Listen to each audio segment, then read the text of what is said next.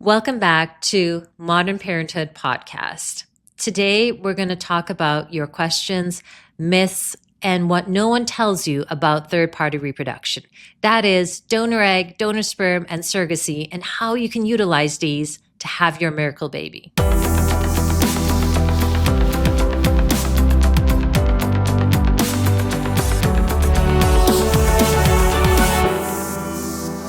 This podcast is meant to provide information on reproductive health. It does not establish a physician-patient relationship, and we would urge you to contact your treating provider regarding your care. Are you curious about utilizing donor egg, donor sperm, or surrogacy to have your miracle baby? Well, on this episode, we're going to be talking about all things third-party reproduction. So third-party reproduction being utilizing an egg, a sperm, or a uterus that's not your own. This is a topic that I can personally speak to, and so I'm delighted to share this episode with you. Many of you have read my book, Miracle Baby, A Fertility Doctor's Fight for Motherhood.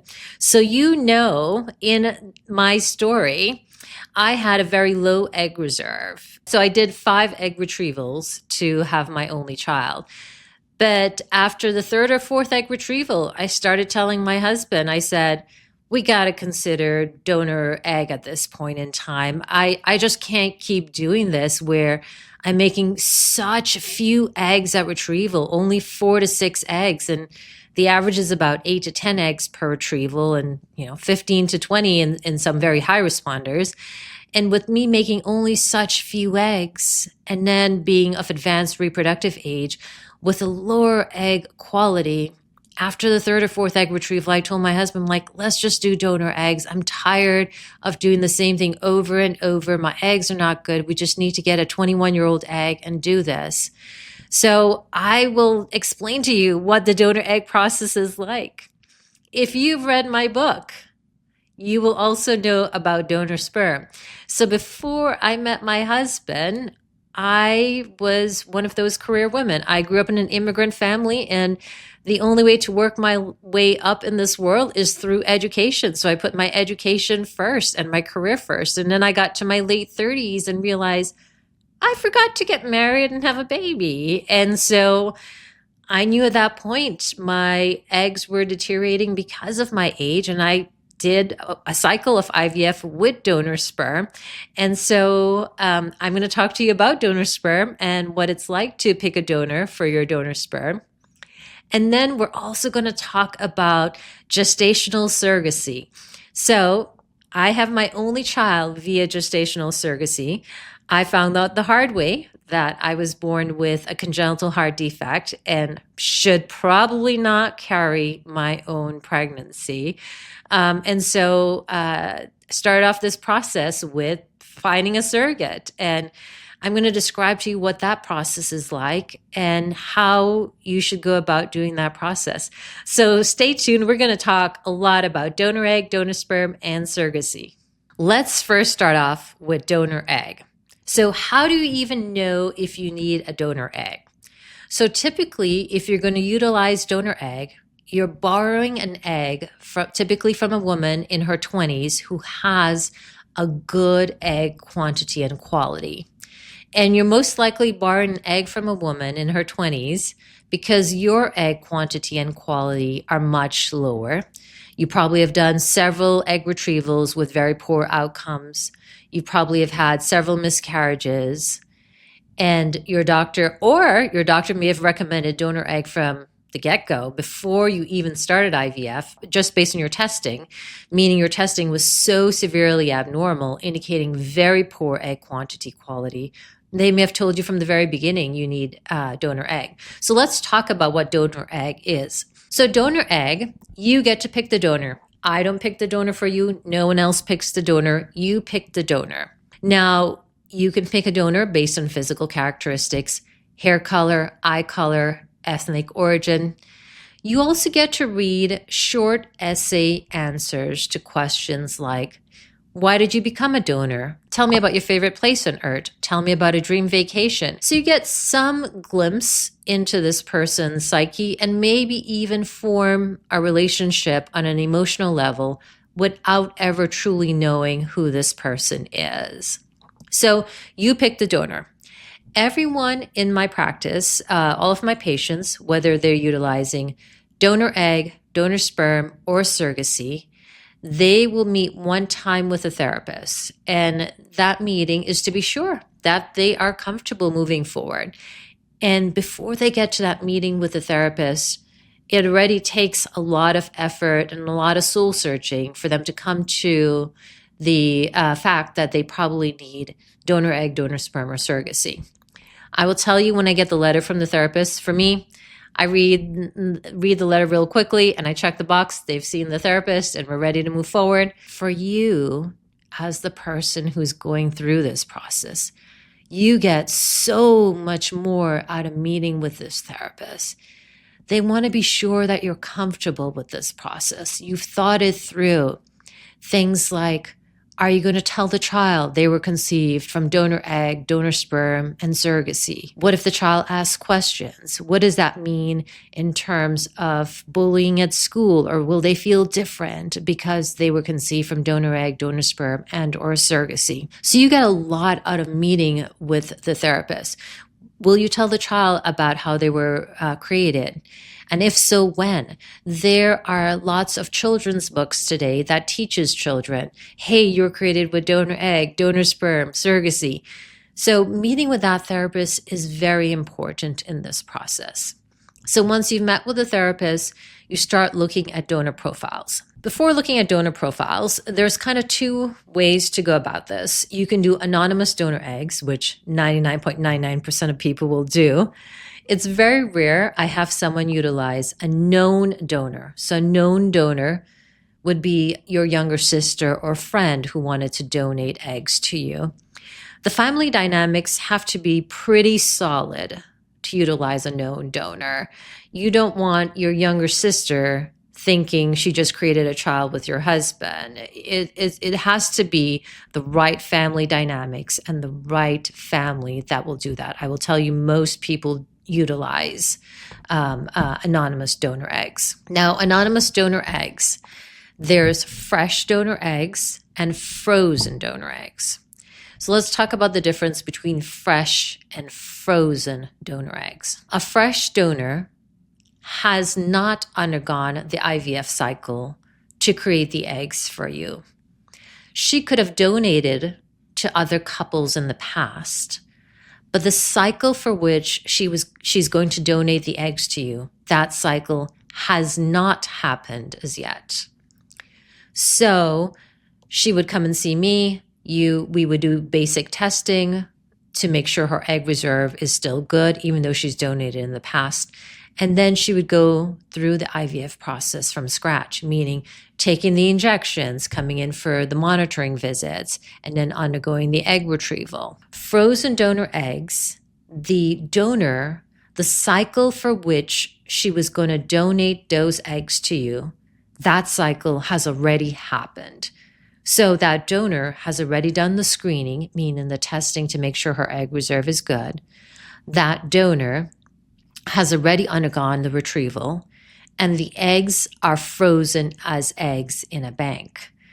So you would go to the donor egg bank website and say, I like Jane Doe. She fits the right physical characteristics. I read her essay questions and I love the answers to her questions. And I think she's the right fit for me. And you would select, click, click, click, swipe my credit card, and eggs show up at your fertility doctor's front door. I've oversimplified, but it's pretty simple and easy is where I'm going with this. Whereas a fresh donor, the donor would have to go through again from scratch, doing the injections and the egg retrieval. Now, pros and cons. Let's talk some pros and cons here for a second. Fresh donor, we've been doing for forever since we've been doing donor eggs.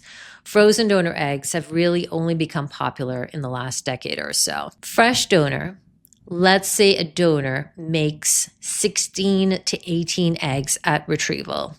It's not uncommon for them to make very high numbers of eggs at retrieval. I just told you when we started off this episode, I was making 4 to 6 eggs per retrieval. So fresh donor, let's say she makes 16 to 18 eggs at retrieval. Well, those 16 to 18 eggs belong to you. don't worry, you're not going to end up with 16 to 18 embryos. You're not going to end up with 16 to 18 children. By the time we've done the IVF, the ICSI, the PGTA testing, you may have 2 to maybe 5 good embryos that you could potentially use for transfer.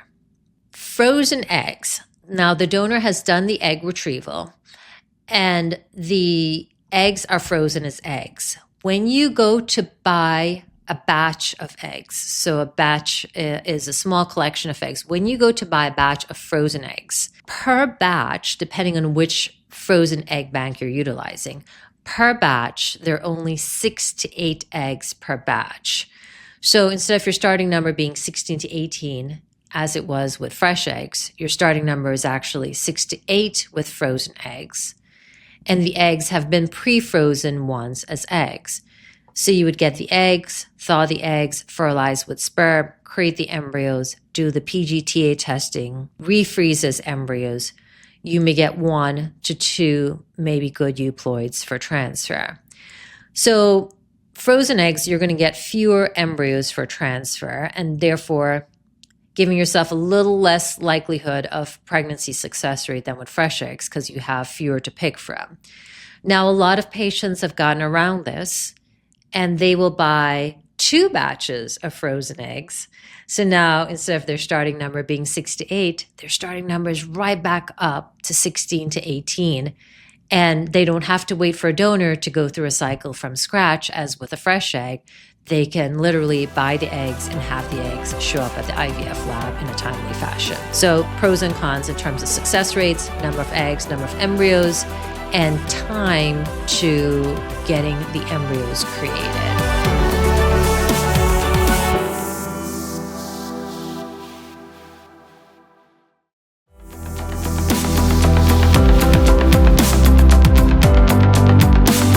Now, regardless of whether you did fresh or frozen eggs, your embryo transfer, I would highly suggest that you still do the PGTA testing and still do a frozen embryo transfer, and that will give you a better chance of pregnancy. Patients often ask me, well, if this person's donating the eggs, can they come knocking on my door in about 5 years and ask for the baby? That's not the case. With donor eggs, there are legal agreements, consent forms that are set up. Once she has donated the eggs, she has relinquished rights to those eggs. And when you sign those consent forms, any embryos created from those eggs are yours and your responsibility as well. So those embryos are truly yours from day one. Now, frozen or donor sperm. Let's talk about donor sperm. There are many donor sperm banks throughout the country. And I will tell you, you should go to their websites. You'll have to create username and passwords, and that will allow you to start sifting through donors.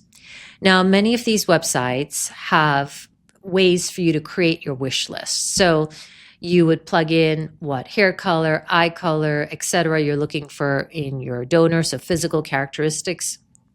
And then the donors will auto-populate into a wish list. And then you will go through each donor individually. You can go through their short essay answers to questions like, why did you want to become a donor? Tell me about your dream vacation. So you can go through and get some glimpse into these donors.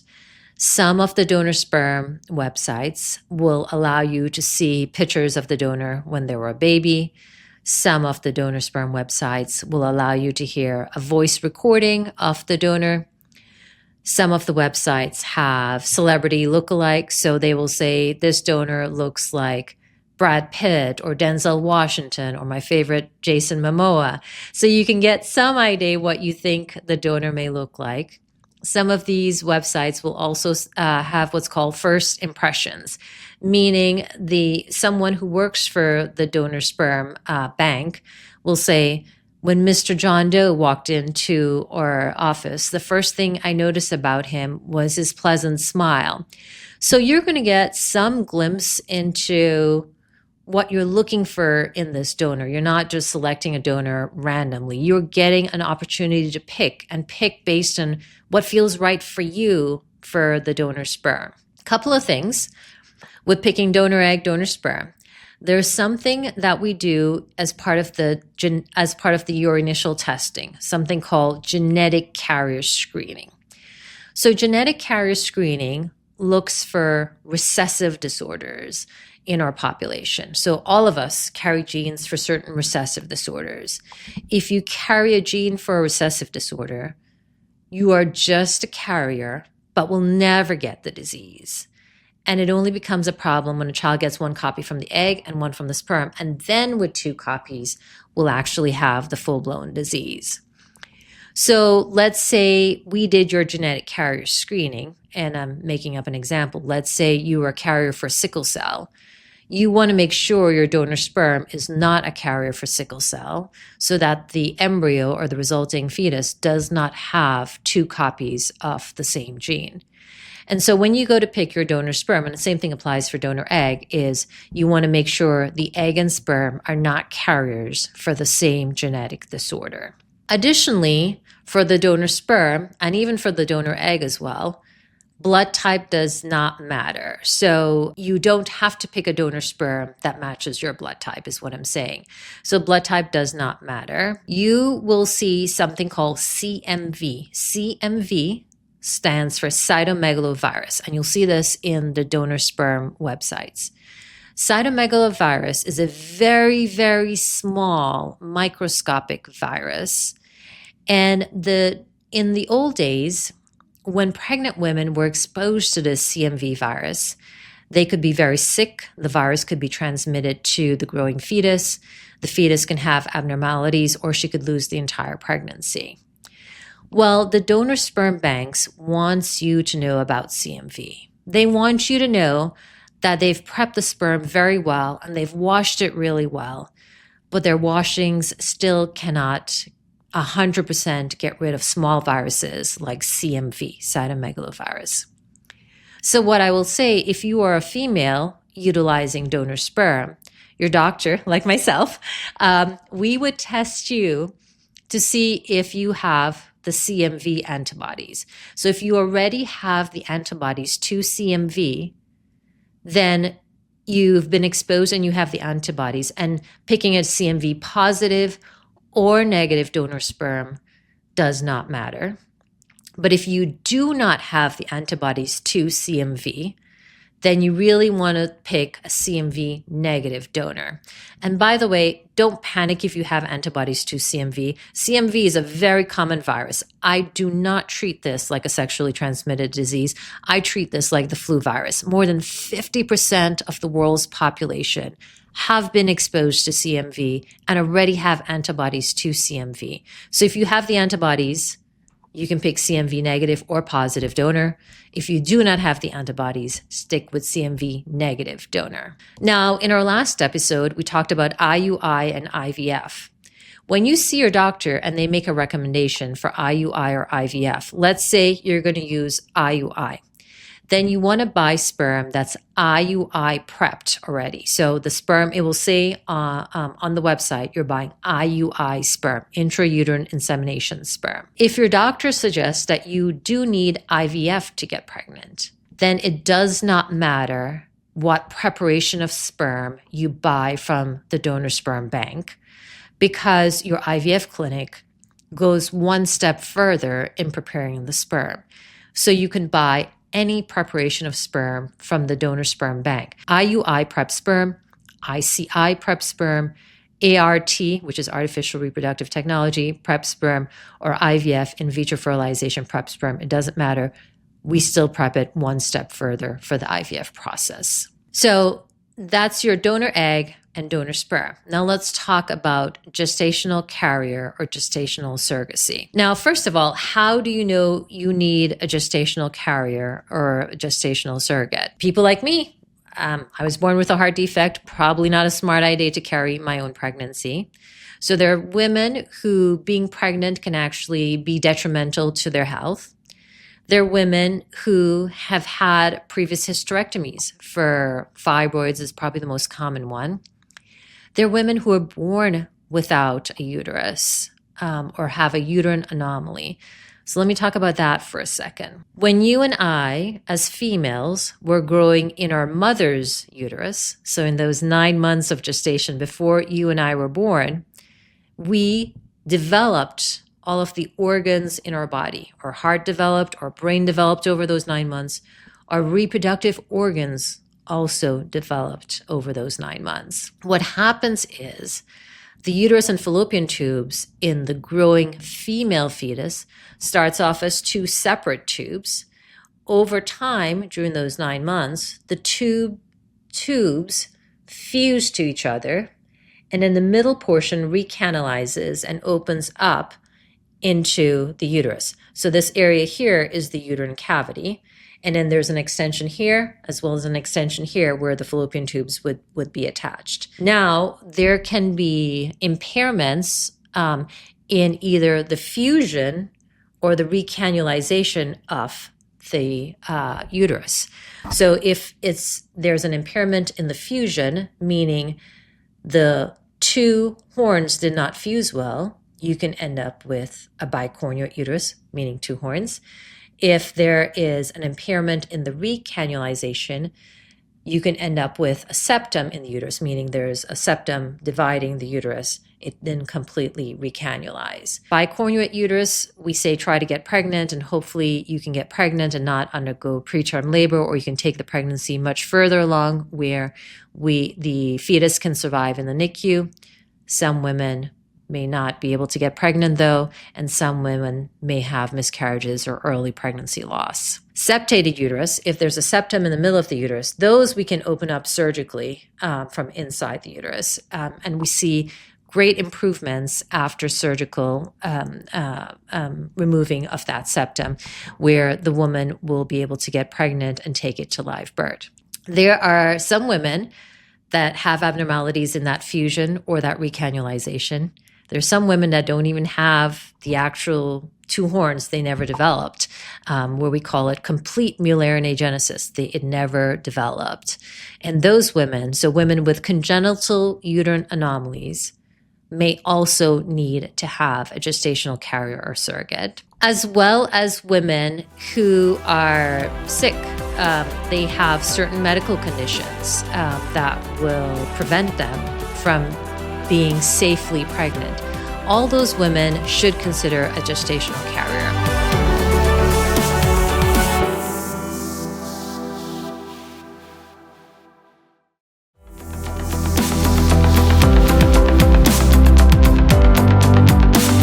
There are a few women, I will tell you, over the years where I've done embryo transfer after embryo transfer, and with good embryos that test correct on the PGTA testing and of high grade, and these women are either not getting pregnant or resulting in miscarriages. So some women with recurrent implantation failure or recurrent miscarriages, where we're either transferring good embryos to the uterus and they're not getting pregnant, or they're having recurrent miscarriages, may also want to consider a gestational carrier or gestational surrogate to carry their pregnancy. So when I say women, I mean females who are assigned the gender of female at birth, where they have 46XX chromosomes. So I'm utilizing someone with the 46XX chromosome in my description when I talk about congenital uterine anomalies in women. Also, my gay male couples, they will utilize a gestational carrier to help them get pregnant. So they're going to utilize both a donor egg and a gestational carrier to help them carry the pregnancy. So third-party reproduction is incredibly important and utilized very frequently in fertility clinics. Now, I want to talk about the difference between gestational surrogacy and traditional surrogacy. So some people believe that, if I use a surrogate, that means the surrogate and the baby are biologically related, meaning it's the same person whose uterus and whose eggs we're utilizing. In the United States today, we do not do traditional surrogacy, meaning the fetus and the woman who's carrying that pregnancy are not biologically related. In the United States today, we do what's called gestational surrogacy or gestational carrier, meaning the person carrying the pregnancy and the pregnancy are not biologically related. So in our last episode, we talked about IVF and IUIs. With donor sperm, you can utilize it for IUI. You can also utilize it for IVF, following the same pattern we described in our last episode, IVF with ICSI and PGTA testing. With donor egg, it would be IVF, whether we're getting a fresh egg or a frozen egg. We will then fertilize that egg with the sperm via ICSI and then do the PGTA testing.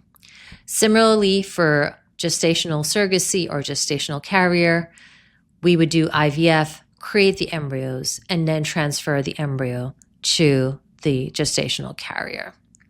Now, donor eggs are typically anonymous. There are ways today with 23andMe that people may eventually figure out who their donors are, but they're typically anonymous. Donor sperm, many banks are anonymous, but more banks today are becoming good about open donation, meaning once that child is age 18, they may be able to find their sperm donor. Some people have asked me about, can a sperm donor just donate and have like hundreds of kids with many women all over the country or over the world? Most donor sperm banks will limit the pregnancies to about 25 pregnancies in the country. And that's to avoid their two children meeting each other and marrying, so incest essentially. So there is some limitation on the donor sperm. Similarly, on the donor eggs, there is some limitation to about a donor really donating about 6 cycles, and then after that, to avoid their future offspring meeting each other, especially if that donor is local to a specific location, the future offspring meeting each other and marrying. With gestational carrier, gestational surrogacy, when you go to pick your gestational carrier, I will tell you, as the intended parent, the only thing you need to worry about is picking someone that matches you well. Someone who has the same beliefs about pregnancy as you do, someone who you feel you can work with over a year plus. Remember, this person's carrying the most precious thing for you, your miracle baby, and you want to be able to have a good relationship with this person. And we are all great people, but some of us are just not right for each other. And so finding that right relationship or the person that's the right match for you is very important. And that's all you have to worry about as the intended parent. Let me, the doctor, figure everything else out about your gestational carrier. I will look and see that this person has delivered in the past, and also someone who's done with her childbearing, meaning your gestational carrier already has children of her own and does not plan on having children of her own or more children of her own in the future. And the reason that is let's say she goes through this pregnancy and there's a complication of the pregnancy and she ends up with a hysterectomy. We want to know that she's done with her childbearing. That gestational carrier, we, the fertility physicians, will make sure she has met with a therapist, just like you and your partner have met with a therapist. We'll make her and her partner meet with a therapist to make sure she has good support in her family. Remember, she's going to be pregnant with someone else's kid, not her partner's kid. So that can bring some emotional dynamics to the relationship as well. So they will also meet with a therapist. With the gestational carrier, there are legal agreements that are set up even before your doctor does the embryo transfer. And the legal agreements clearly delineates who are the parents of this future offspring. And those legal agreements vary from state to state. Some states may not be okay with surrogacy. New York, just only a few years ago, you could do surrogacy in New York. Prior to a few years ago, it was not legal in New York, for example. Texas, where I live, is a very good surrogacy-friendly state. So the legal agreements will match what happens in that state as well. But let the lawyers worry about the legal agreements. Let the therapist make sure that your gestational carrier is the right person for you. And some intended parents have wondered, they're like, what if she's pregnant for those 9 months and she wants to keep the baby? And that's why the work with the therapist is so important even before the transfer, because the therapist makes sure that hey, she's just doing this for surrogacy and she will give you the baby at the end. The legal documents say she's a surrogate or a gestational carrier and she's going to give you the baby at the end. So do not worry or do not panic that she's going to want to keep the baby at the end, because that really does not happen. There are a lot of measures in place to make sure that everything is delineated prior to the embryo transfer. I will tell you, as a parent whose only child was born via surrogacy, my relationship with my surrogate was very important to me. And finding that right surrogate was really the initial first step. I will tell you, my husband and I, we utilized an agency. We felt that having that third person or that third party between us and the surrogate was important in terms of helping to facilitate things. Agencies are expensive. I've known some patients that have gone on Facebook and met potential surrogates that way. But for my husband and I, for us, having an agency, we felt like having that person in the middle was important for us. Now, we had a fantastic relationship with our surrogate, but the agency probably presented to us probably about a dozen people before we found the right fit for us. And we knew we only had one embryo. I know we were being a little picky. And we wanted to make sure that person is someone we could work with. And believe it or not, the gestational carriers, they have a choice which intended parents they can work with. I will tell you, I think one gestational carrier probably thought my husband and I were a little bit too type A and probably said no to us after her interview with us. So finding that right fit is so important. And I found the person who I felt saw pregnancy the same way I saw pregnancy. And then I didn't have to worry about anything else. I never called her every day to ask her, what was she eating? How was she feeling? I just showed up to her doctor's appointments and that was it. I gave her space and her time for her to be human, because from the very beginning, when I vetted her and felt that she saw pregnancy the same way I saw pregnancy, then I just trust her. I trust her to carry the pregnancy and live her normal day-to-day life. I did not need to tell her as an intended parent what to do from day to day. She's had 3 other children before carrying our son, and she knows what to do. And so finding that relationship of what I perceive as mutual trust and respect with communication. And for us, the communication was about the important things, the things that needed to be said, going to the doctor's appointments, but it wasn't texting 25 times a day. That's just she and I are not those types of people. And there are people that need that. And she and I found she was the right fit for me. And that mutual trust, respect, and good communication, I feel, are key ingredients to the relationship. Let's talk about some myths regarding donor egg, donor sperm, and surrogacy. So some myths regarding donor egg. One of the biggest myths I get from the donors, not the intended parents, from the donors is, okay, if I donate my eggs for 6 cycles, that means that I'm going to go through menopause earlier, or you're going to deplete all my eggs and I'm not going to have any eggs for when I want to have a baby. I'm here to tell you that's not the case. We are only taking advantage of what eggs you would have for that cycle. So for example, let's say a donor starts off every month with 10 follicles or 10 eggs. Over that cycle, only one of those become the dominant follicle or dominant egg, and that's the one that ovulates. The other 9 are lost for forever. So the goal of the injections is to get all 10 to grow and become the dominant follicles and retrieve those eggs. Those eggs would have been lost forever after that cycle regardless. So we're not putting you through menopause earlier because you're a donor. We're only taking advantage of the eggs that you have for that specific cycle. Let's talk about what the baby looks like, because this is something super important if you're utilizing donor eggs and or donor sperm. I will tell you, I've been in practice for almost 2 decades, and lots of these babies come back to visit with me. So I actually get to see the outcome of babies who are created with donor eggs and donor sperm. I will tell you, when these couples go to pick donor egg or donor sperm, they tend to pick someone along their lines in terms of hair color, eye color, ethnic origin, even the characteristics of or the dynamic interactions I have with that baby or young child, I feel is very similar to that intended parent.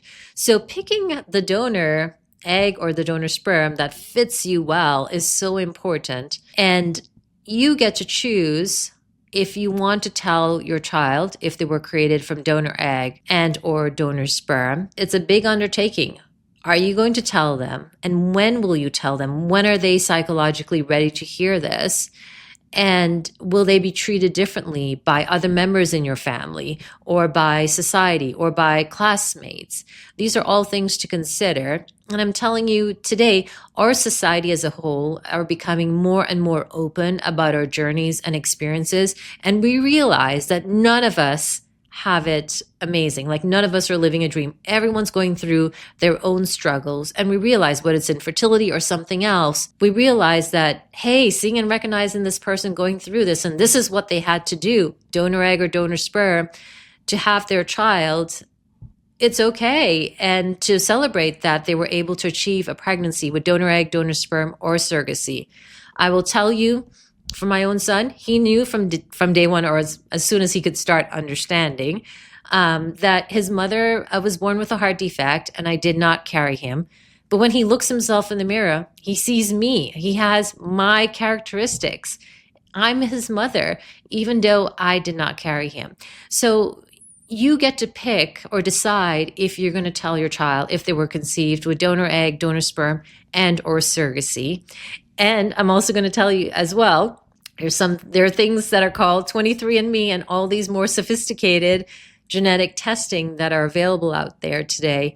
And at some point, people may start doing their own genetic testing and wondering why their genetics doesn't match theirs of their parents. There are so many factors to consider if you tell your children and when, if they were conceived with donor egg, donor sperm, and or gestational carrier. One of the questions I get from my patients is, if I utilize a gestational carrier, I will not have the opportunity to be physically pregnant and bond with the baby. And what if the child doesn't recognize me or does not want to bond with me when the child is finally here? And I will tell you that's not the case. From a doctor who understands this process, but also as a mother whose only child was born via surrogacy. When my son was born, he immediately, it's as if he knew who I was. He immediately bonded with me.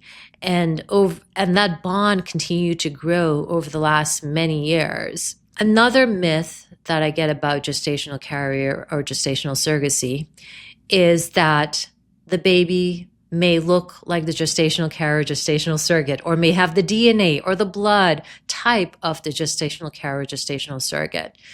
And I will tell you, the baby's blood type, the baby's genetics, those are determined from the egg and sperm that created that fetus, not from the person who carried the pregnancy. So don't be worried about the genetics of the growing fetus. The genetics of the growing fetus, no matter who carries that pregnancy, the genetics will be dictated from where the egg and sperm came from to create that fetus.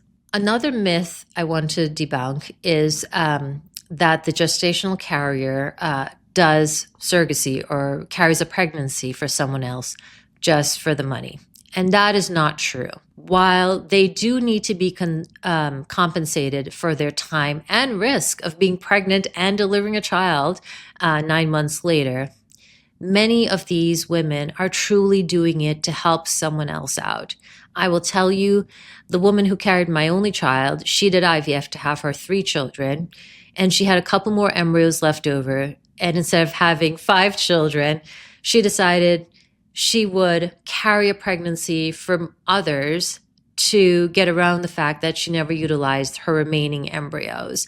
So women are doing it to help others. And my surrogate needed IVF to have her 3 children. So she knows what it's like, or what it was like, to be someone who could not have a child and really wanted one. And so I'm here to tell you that the surrogates are doing this or carrying pregnancies for other people to help others. The same thing for donor eggs and donor sperm. They're donating their eggs, donating their sperm. The women who donate their eggs, yes, they do need to be compensated for their time and risk. Remember, they're undergoing injections for 1.5 to 2 weeks. They're undergoing a small surgical procedure, an egg retrieval, to remove their eggs. They do need to be compensated for that time, but they're truly donating to help other people out. Some of them have family members or friends that they've witnessed undergo fertility treatments, and they felt like maybe I could do this and help someone else out. Similarly, if you read the short essay answers to questions for the donor egg and donor sperm that says, why did you want to become an egg donor or sperm donor? You'll get the altruistic reason of they truly wanted to help someone by donating their eggs and sperm. Now, men donating their sperm, it's not as risky as a woman donating her eggs. The male just has to produce a sample in a cup.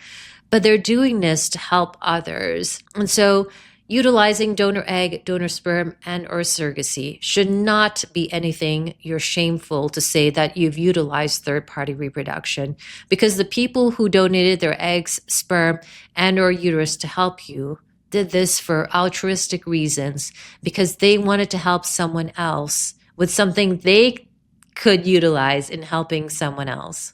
I hope you enjoyed today's episode and learning about fertility treatment options.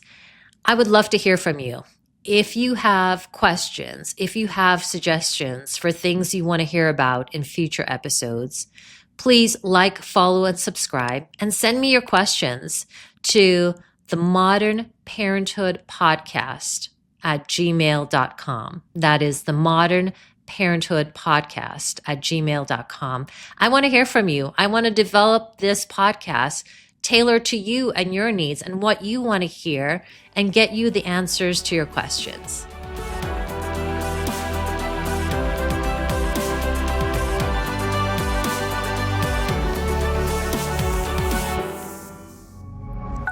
Pioneer.